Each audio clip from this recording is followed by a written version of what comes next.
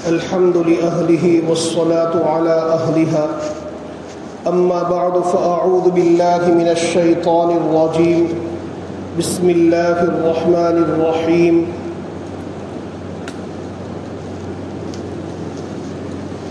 إن الذين يؤذون الله ورسوله لعنهم الله في الدنيا والآخرة صدق الله العظيم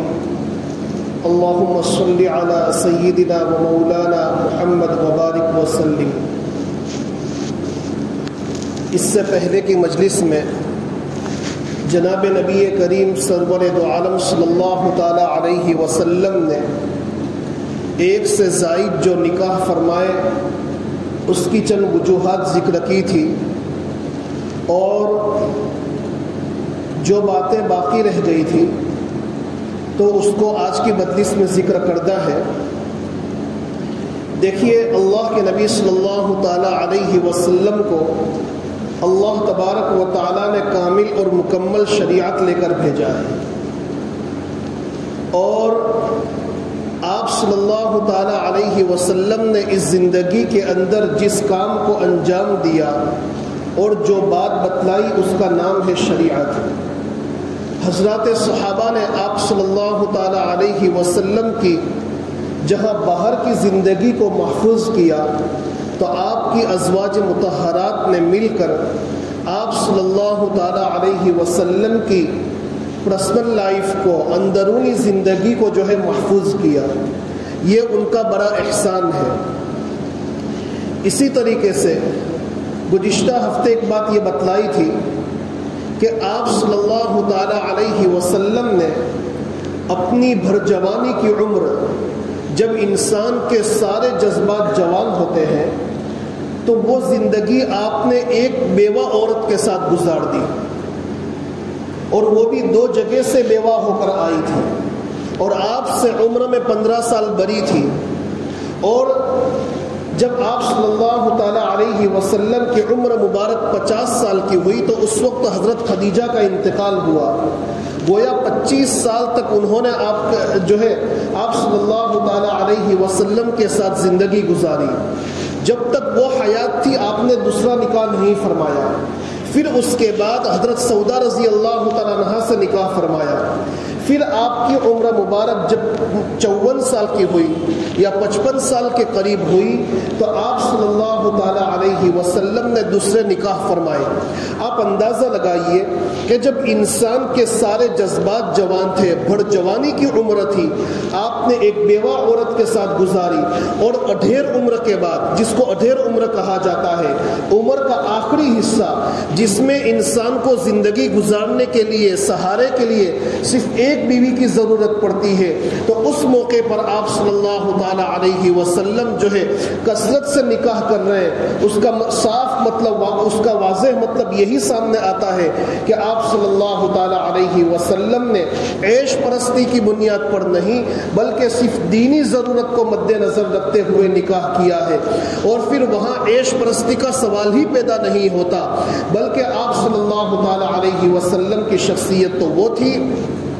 کہ آپ کا دین مسجد میں گزرتا تھا، اور لوگوں کی بھلائی اور لوگوں کی صلاح اور فلاح کے اندر گزرتا تھا، اور رات مصلے پر گزرتی تھی، اور مصلے پر کھڑے رہنے کا عالم یہ تھا کہ احادیث شریف کے اندر ہے کہ آپ صلی اللہ تعالی علیہ وسلم کے قدم مبارک پر ورم آ جاتا تھا، آپ کے پاؤں مبارک سوج جاتے تھے۔ جہاں رات اور دن کی یہ پوزیشن ہو تو پھر آپ اندازہ لگائیے کہ وہ شخص خواہش پرست کیسے ہو سکتا ہے۔ اور کفار مکہ نے جناب نبی کریم سرور دو عالم صلی اللہ تعالی علیہ وسلم کو ایک مرتبہ طلب کیا، بلایا، اور اس وقت تقریباً حضرت ابو طالب بھی حیات تھے، جناب ابو طالب، اور آپ صلی اللہ تعالی علیہ وسلم سے قریش مکہ نے، مکہ کے سرداروں نے جو اللہ کے نبی کو تکلیف پہنچانے میں کوئی کسر نہیں چھوڑتے تھے، انہوں نے یہ آفر رکھی اور انہوں نے یہ کہا کہ دیکھو، آپ ایک اللہ کی طرف لوگوں کو بلانا بند کر دے اور ہمارے معبود معبودوں اور ہمارے معبودوں سے لوگوں کو چھڑانا بند کر دے. تو آپ اگر آپ چاہیں تو ہم جو ہے آپ کو مکہ کا سب سے بڑا امیر ترین مالدار جو ہے انسان بنانے کے لیے تیار ہے, بہت سارا مال دینے کے لیے تیار ہے. آپ چاہے تو ہم آپ کو اپنا سردار تسلیم کرنے کے لیے تیار ہے, اور اگر آپ چاہیں تو آپ کی سب سے زیادہ خوبصورت لڑکی سے نکاح کرانے کے لیے تیار ہے. لیکن برائے مہربانی آپ لوگوں کو اللہ کی دعوت دینا بند کر دے. آپ صلی اللہ تعالی علیہ وسلم نے فرمایا کہ اگر تم میرے ایک ہاتھ کے اندر سورج اور دوسرے ہاتھ کے اندر چاند لا کر رکھ دو گے تو بھی جو ہے میں اس دین کی دعوت کو اور ایک اللہ کی دعوت کو دینا بند نہیں کروں گا. گویا آپ صلی اللہ تعالی علیہ وسلم نے سرداری کی, مالداری کی اور خوبصورت عورت کی آفر کو ٹھکرا دیا اور نامنظور کر دیا. اگر آپ صلی اللہ تعالی علیہ وسلم ان دشمنان اسلام کے کہنے کے مطابق اور آج کے زمانے کے یہودیوں کے کہنے کے مطابق اور جو یہودیوں کے رنگ میں رنگ چکے ہیں ان کے کہنے کے مطابق نعوذ باللہ خواہش پرست ہوتے, نفس پرست ہوتے تو آپ صلی اللہ تعالی علیہ وسلم مالداری کی آفر کو اور سرداری کی آفر کو اور خوبصورت عورت کی آفر کو نامنظور نہیں فرماتے. معلوم یہ ہوا کہ آپ صلی اللہ تعالی علیہ وسلم کو عورتوں میں دلچسپی نہیں تھی, بلکہ آپ کا مقصد تو یہ تھا کہ جس مقصد کی بنیاد پر رب کریم نے اس روئے زمین پر مجھے بھیجا ہے اس کی تکمیل کس طریقے سے ہو, اللہ کا پیغام لوگوں تک کیسے پہنچے اور اللہ کا ایک ایک بندہ جنت میں جانے والا کیسے بن جاوے, یہ آپ کا مقصد تھا. پھر دیکھیے اہل عرب کے یہاں آپ صلی اللہ تعالی علیہ یہ جو ہے کثرت سے نکاح کرنا یہ کوئی بری بات نہیں تھی, بلکہ آج کے دور میں بھی جو عرب لوگ ہوتے ہیں, جو لوگ سعودیہ میں رہتے ہیں, وہاں رہتے ہیں, ان کو پتا ہے کہ کثرت سے نکاح کرتے ہیں. کسی کی 2 بیویاں ہوتی ہے, کسی کی 3 بیویاں ہوتی ہے, کسی کی 4 بیویاں ہوتی ہے. تو وہاں ایک عام رواج ہے کثرت سے نکاح کرنے کا. یہ تو اسلام نے بریک لگائی کہ 4 سے زائد شادیاں نہیں کر سکتے, ورنہ اس وقت جو ہے عرب کے لوگ 10 نکاح 15 عورتوں سے جو ہے وہ شادیاں کیا کرتے تھے. تو آپ صلی اللہ تعالی علیہ وسلم نے جو 11 عورتوں سے نکاح فرمایا تو گویا ایک یہ عرب کا عام رواج تھا. دیکھیے اگر آپ صلی اللہ تعالی علیہ وسلم کا یہ عمل غلط ہوتا اور آپ صلی اللہ تعالی علیہ وسلم نعوذ باللہ خواہش پرست ہوتے, شہوت پرست ہوتے, تو کفار مکہ آپ صلی اللہ تعالی علیہ وسلم کو تکلیف پہنچانے میں کوئی کسر نہیں چھوڑتے تھے. انہوں نے آپ کو ساحر کہا, مجنون کہا, پاگل کہا, شاعر کہا اور نہ جانے کیسی کیسی تکلیفیں پہنچائی, لیکن کسی دشمن اسلام نے آپ سے یہ نہیں کہا کہ محمد عربی نے تو جو ہے 9 شادیاں کی ہے, 11 شادی کی ہے, وہ خواہش پرست ہے. کسی نے اس طریقے کا تانا نہیں دیا. اگر آپ صلی اللہ تعالی علیہ وسلم کا 1 سے زائد عورتوں سے نکاح کرنا عرب کے ماحول میں برا ہوتا, خواہش پرستی کا جو ہے سبب ہوتا, تو دشمنان اسلام کفار مکہ آپ صلی اللہ تعالی علیہ وسلم کو تکلیف پہنچانے میں اس کا تذکرہ ضرور کرتے, بلکہ یہی تو پوائنٹ آپ ان لوگوں کے لیے سب سے بڑا تھا. لیکن کسی ضعیف روایت میں یہ نہیں ملتا کہ کسی یہودی نے یا کسی مشرکی نے مکہ نے یا دشمن اسلام نے آپ صلی اللہ تعالی علیہ وسلم کو خواہش پرست ہونے کا طعنہ دیا. اور دیکھیے ایک اور بات یہ ہے کہ آپ صلی اللہ تعالی علیہ وسلم نے حضرت خدیجہ الکبریٰ رضی اللہ تعالی عنہا کے بعد حضرت سودا رضی اللہ تعالیٰ عنہ سے جو نکاح کیا, اس کی بنیادی وجہ یہ تھی کہ آپ کی چھوٹی چھوٹی اولاد تھی, ان کی تربیت اور ان کی دیکھ بھال کے لیے کسی سمجھدار اور بڑی عورت کی ضرورت تھی. اسی لیے حضرت خولا رضی اللہ تعالیٰ عنہ نے جناب نبی کریم سرور دو عالم صلی اللہ تعالیٰ علیہ وسلم سے یہ کہا کہ اگر آپ دوسرا نکاح فرما لیں تو یہ آپ کے حق میں بہتر ہوگا, تاکہ بچوں کی دیکھ بھال بھی ہو سکے. آپ بڑے پریشان نظر آ رہے ہیں. آپ صلی اللہ تعالی علیہ وسلم نے ارشاد فرمایا کہ ٹھیک ہے, عورتیں ہی اس کام کو زیادہ اچھا جو ہے سنبھال سکتی ہے, اور عورتیں ہی اس کام کو اچھے طریقے سے انجام دے سکتی ہیں، آپ جو ہے میرے لیے کوئی رشتہ تلاش کیجیے۔ اور انہوں نے کہا کہ دیکھو دو عورتیں ہیں، ایک اگر کنواری عورت سے شادی کرنا چاہتے ہیں تو حضرت عائشہ صدیقہ رضی اللہ تعالیٰ عنہا ہے، لیکن وہ بہت چھوٹی ہے، اور اگر آپ جو ہے کسی بیوہ عورت سے شادی کرنا چاہتے ہیں، بڑی عورت سے شادی کرنا چاہتے ہیں، تو حضرت سودا بنت زمعہ رضی اللہ تعالیٰ عنہا ہے۔ تو اللہ کے نبی علیہ الصلوۃ والسلام نے فرمایا چونکہ بچوں کی دیکھ بھال کا مسئلہ ہے، اس لیے حضرت سودا رضی اللہ تعالیٰ عنہا سے نکاح فرمایا، لیکن حضرت خولہ سے یہ بھی فرمایا کہ تم حضرت عائشہ کے یہاں پیغام دو۔ اس کی وجہ یہ ہے کہ دو عورتیں ایسی ہیں کہ جن کا نکاح اللہ تبارک و تعالیٰ نے جناب نبی کریم سرور دو عالم صلی اللہ تعالیٰ علیہ وسلم کے ساتھ خود کروا دیا تھا۔ ایک تو حضرت عائشہ صدیقہ رضی اللہ تعالیٰ عنہ کہ آپ کو خواب میں یہ دکھلایا گیا کہ یہ حضرت عائشہ صدیقہ رضی اللہ تعالیٰ عنہ کے متعلق کہ یہ آپ کی بیوی ہے، یہ آپ کی بیوی ہے۔ اور دوسرے حضرت زینب بنت جحش رضی اللہ تعالیٰ عنہ کہ جن کے متعلق اللہ نے قرآن میں فرمایا کہ فلما قضى زید منها وطرا زوجنا، کہا کہ حضرت زید ابن حارثہ رضی اللہ تعالیٰ عنہ جب ان سے اپنی ضرورت پوری کر لیں تو زوجنا کہا، اللہ تعالیٰ فرماتے ہیں کہ ہم نے حضرت زینب بنت جحش کا نکاح اللہ کے نبی صلی اللہ تعالیٰ علیہ وسلم سے فرمایا۔ تو گویا اللہ کے نبی کا نکاح حضرت زینب بنت جحش کے ساتھ آسمانوں پر ہوا۔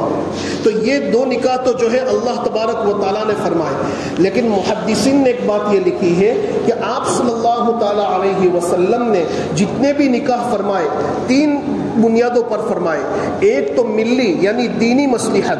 نمبر دو ایک تو ملکی یعنی سیاسی مصلحت، اور نمبر تین شخصی پرائیویٹ مصلحت کی بنیاد پر کہ کسی کو راضی کرنا مقصود تھا۔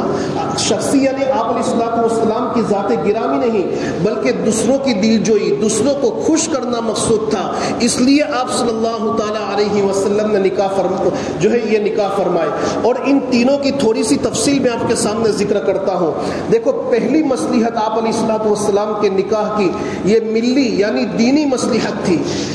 پہلا نکاح آپ علیہ الصلوۃ والسلام نے حضرت ابوبکر صدیق رضی اللہ تعالیٰ عنہ کی صحابزادی حضرت عائشہ صدیقہ رضی اللہ تعالیٰ عنہ کے ساتھ جو فرمایا وہ تو اللہ کے حکم کی بنیاد پر کہ آپ کو خواب میں دکھلایا گیا تھا کہ یہ آپ کی بیوی ہے۔ اور دوسری بات یہ ہے کہ حضرت خولہ رضی اللہ تعالیٰ عنہ جب آپ علیہ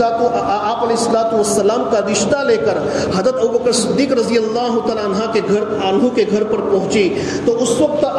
جو ہے وہ گھر پر موجود نہیں تھے، ان کی بیوی ام رومان موجود تھی۔ تو ان سے یہ کہا کہ جو ہے میں آپ کے گھر میں حضرت عائشہ صدیقہ رضی اللہ تعالیٰ عنہ سے جناب نبی کریم صلی اللہ تعالیٰ علیہ وسلم کے رشتے کا پیغام لے کر آئی ہوں۔ تو انہوں نے کہا کہ حضرت ابوبکر کا انتظار کیجئے۔ جب حضرت ابوبکر صدیق رضی اللہ تعالیٰ عنہ تشریف لائے تو ان سے بھی یہی بات کہی کہ میں اللہ کے نبی کے نکاح کا پیغام آپ کی بیٹی سے لے کر آئی ہوں۔ تو حضرت ابوبکر صدیق رضی اللہ تعالیٰ عنہ نے ارشاد فرمایا کہ یہ نکاح تو مجھے منظور ہے، یہ بات تو مجھے منظور ہے، لیکن ایک بات میرے دل میں آ رہی ہے کہ میں جناب نبی کریم سرور دو عالم صلی اللہ تعالیٰ علیہ وسلم کا بھائی ہوں۔ یعنی اللہ کے نبی علیہ الصلوۃ والسلام کے حقیقی بھائی نہیں تھے، لیکن چونکہ جن سے زیادہ محبت ہوتی ہے، آج بھی دنیا میں جس کو جن سے زیادہ محبت ہوتی ہے تو ان کو اپنا بھائی قرار دیا جاتا ہے۔ حضرت ابوبکر صدیق رضی اللہ تعالیٰ عنہ کو اللہ کے نبی سے اور اللہ کے نبی علیہ الصلوۃ والسلام کو حضرت ابوبکر صدیق رضی اللہ تعالیٰ عنہ سے بے پناہ محبت تھی، اس لیے اللہ کے نبی نے ان کو اپنا بھائی قرار دیا تھا۔ اور حضرت ابوبکر صدیق رضی اللہ تعالیٰ عنہ بھی اللہ کے نبی کو اپنا بھائی سمجھتے تھے۔ تو حضرت ابوبکر صدیق رضی اللہ تعالیٰ عنہ کہنے لگے کہ میں تو اللہ کے نبی کا بھائی ہوں اور عائشہ اس اعتبار سے اللہ کے نبی کی بھتیجی ہوتی ہے، تو چچا کا نکاح بھتیجی کے ساتھ کیسے درست ہوگا؟ تو یہ بات حضرت خولہ رضی اللہ تعالیٰ عنہ اللہ کے نبی کے پاس لے کر پہنچی۔ اللہ کے نبی نے ارشاد فرمایا کہ ہاں ان کی بات تو صحیح ہے کہ ابو بکر میرے بھائی ضرور ہیں لیکن میرے سگے بھائی نہیں ہے، میرے دینی بھائی ہے۔ سگے بھائی کی بیٹی سے نکاح حرام ہے، دینی بھائی کی بیٹی سے نکاح حرام نہیں ہے۔ جب یہ بات لے کر پہنچے تو حضرت ابوبکر صدیق رضی اللہ تعالیٰ عنہ نے اس رشتہ نکاح کو منظور کر لیا۔ تو اللہ کے نبی صلی اللہ تعالیٰ علیہ وسلم نے حضرت عائشہ صدیقہ رضی اللہ تعالیٰ عنہ کے ساتھ نکاح کر کے ایک دینی ضرورت کو پورا کیا، اور وہ دینی ضرورت یہ تھی کہ اہل عرب کے اندر عام طور پر یہ سمجھا جاتا تھا کہ اگر کوئی منہ بولا بھائی ہو تو ان کی بیٹی سے بھی نکاح کرنا حرام ہے۔ آپ علیہ الصلوۃ والسلام نے اپنے عمل سے آپ نے نکاح کر کے اس بات کو ختم کر دیا کہ سگے بھائی کی بیٹی سے نکاح کرنا حرام ہے، دینی بھائی کی بیٹی سے نکاح کرنا حرام نہیں ہے۔ اور دوسری بات یہ ہے کہ حضرت عائشہ صدیقہ رضی اللہ تعالیٰ عنہ کی عمر بہت چھوٹی تھی اور آپ بڑی سمجھدار تھی، اور جو چھوٹی عمر کے ہوتے ہیں ان کا ذہن اور ان کی یادداشت بڑی مضبوط ہوتی ہے، تو آپ صلی اللہ تعالیٰ علیہ وسلم کی گھریلو زندگی کو اور آپ کے بتلائے ہوئے مسائل کو محفوظ کرنے کے لیے ایسی کوئی ذہین اور فطین عورت کی ضرورت تھی، بڑی ذکاوت والی عورت کی ضرورت تھی۔ اسی لیے اس دینی مصلحت کے خاطر اللہ تبارک و تعالیٰ نے حضرت عائشہ صدیقہ رضی اللہ تعالیٰ عنہ کو آپ علیہ الصلوۃ والسلام کے نکاح میں دیا۔ یہی تو وجہ ہے کہ حضرات محدثین نے لکھا ہے کہ آپ حضرت عائشہ صدیقہ رضی اللہ تعالیٰ عنہ کی روایتیں 2000 سے زائد ہے، بلکہ امام زہری رحمۃ اللہ تعالیٰ علیہ وہ تو کتابوں کے اندر لکھتے ہیں کہ اگر دنیا کی ساری عورتوں کا علم اور ساری ازواج مطہرات کا علم ایک پلے کے اندر رکھا جاوے اور دوسرے پلے میں حضرت عائشہ صدیقہ رضی اللہ تعالیٰ عنہ کا علم رکھا جاوے تو حضرت عائشہ رضی اللہ تعالیٰ عنہ کا علم اتنا زیادہ ہے کہ حضرت عائشہ صدیقہ رضی اللہ تعالیٰ عنہ والا پلہ جھک جائے گا۔ تو یہ دینی مصلحت کی بنیاد پر ان سے نکاح کیا، ملی مصلحت۔ اور دوسرا نکاح حضرت زینب بنت جحش رضی اللہ تعالیٰ عنہ سے دینی مصلحت کی بنیاد پر کیا۔ کون سی دینی مصلحت؟ وہاں دینی مصلحت یہ تھی کہ حضرت زینب بنت جحش رضی اللہ تعالیٰ عنہ یہ آپ صلی اللہ تعالیٰ علیہ وسلم کے ایک لے پالک بیٹے تھے جن کا نام تھا زید ابن حارثہ رضی اللہ تعالیٰ عنہ، ان کی بیوی تھی۔ جب انہوں نے انہیں طلاق دے دی، جب ان کو طلاق دے دی تو آپ صلی اللہ تعالیٰ علیہ وسلم نے ان سے نکاح فرما لیا۔ اور اہل عرب کا یہ قانون تھا کہ منہ بولا بیٹا سگے بیٹے کی طرح ہے، کہ جس طریقے سے سگے بیٹے کو باپ اور ماں کی موت کے بعد جو ہے ان کو وراثت ملتی ہے، تو اسی طریقے سے منہ بولے بیٹے کو بھی وراثت ملنی چاہیے۔ اور جس طریقے سے یہ سگا بیٹا بالغ ہونے کے بعد ماں باپ کے لیے حرام نہیں ہوتا، ان سے پردہ ضروری نہیں ہوتا، تو اسی طریقے سے منہ بولے بیٹے کا بھی یہی مسئلہ ہے۔ تو آپ صلی اللہ تعالیٰ علیہ وسلم تو چونکہ مشرکین نے ایک شور مچایا کہ دیکھو محمد عربی تو کیسے ہیں کہ اپنے بیٹے کی عورت سے نکاح کر لیا، تو آپ صلی اللہ تعالیٰ علیہ وسلم نے ارشاد فرمایا کہ زید ابن حارثہ میرے سگے بیٹے نہیں ہیں بلکہ میرے منہ بولے بیٹے ہیں، اور ہمارے اسلام کا قانون یہ ہے کہ منہ بولے بیٹے کی بیوی جب ان کو طلاق ہو جاوے تو ان سے نکاح کرنا درست ہے، اور ان کے وہ مسائل نہیں ہیں جو سگے بیٹے کے مسائل ہیں۔ سگے بیٹے کو وراثت ملے گی، منہ بولے بیٹے کو وراثت نہیں ملے گی۔ اسی طریقے سے اگر کوئی باپ منہ بولے بیٹے کو لیتا ہے، کوئی عورت کسی کو منہ بولا بیٹا بناتی ہے، پھر وہ بیٹا جب بڑا ہو جاوے تو اس سے پردہ کرنا واجب ہو جاتا ہے۔ اسی طریقے سے اگر کوئی مرد کسی عورت کو جو ہے کسی چھوٹی سی بچی کو منہ بولی بیٹی بناتا ہے، پھر وہ عورت جب بالغ ہو جاوے، وہ بچی جب بالغ ہو جاوے تو اس سے پردہ ضروری ہو جاتا ہے۔ معلوم یہ ہوتا ہے کہ منہ بولے بیٹے کے مسائل الگ ہے اور سگے بیٹے اور بیٹی کے مسائل الگ ہے۔ جناب نبی کریم سرور دو عالم صلی اللہ تعالیٰ علیہ وسلم نے اپنے عمل سے نکاح کر کے اس بات کو واضح طور پر بتلا دیا کہ زید کے منہ بولے بیٹے کی بیوی سے جب ان کو طلاق ہو جاوے تو ان سے نکاح کرنا جائز ہے، حلال ہے، کوئی غلط چیز نہیں ہے۔ اسی لیے دیکھیے قرآن کریم کے اندر اللہ تبارک و تعالیٰ نے ارشاد فرمایا کہ ما کان محمد ابا احد من رجالکم۔ دیکھو قرآن کے الفاظ پر غور کیجیے، اللہ تعالیٰ کیا فرماتے ہیں کہ ما کان محمد ابا احد من رجالکم، کہ محمد تمہارے آدمیوں میں سے کسی کے باپ نہیں۔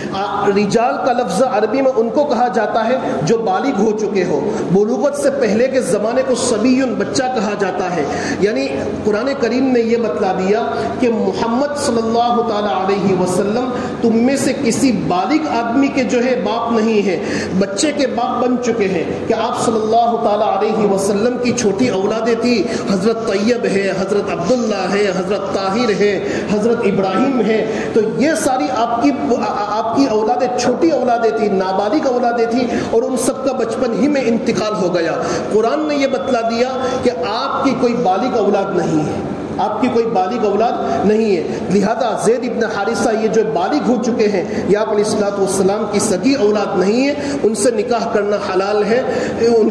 کی بیوی سے نکاح کرنا حلال ہے۔ تو گویا آپ صلی اللہ تعالی علیہ وسلم نے حضرت زید ابن حارثہ کی بیوی سے نکاح کر کے ایک دینی مسئلے کو واضح کر دیا کہ دیکھو، منہ بولے بیٹے کی بیوی،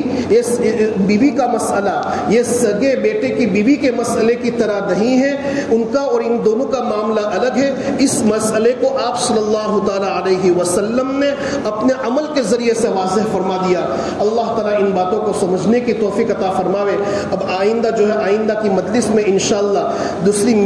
سیاسی مقاصد کی بنیاد پر اور شخصی مسائل کی بنیاد پر آپ صلی اللہ تعالی علیہ وسلم نے جو نکاح فرمائے اس کی تفصیل ذکر کروں گا۔ اللہ تعالیٰ سمجھنے کی توفیق عطا فرماوے۔ وآخر دعوانا ان الحمد للہ رب العالمین۔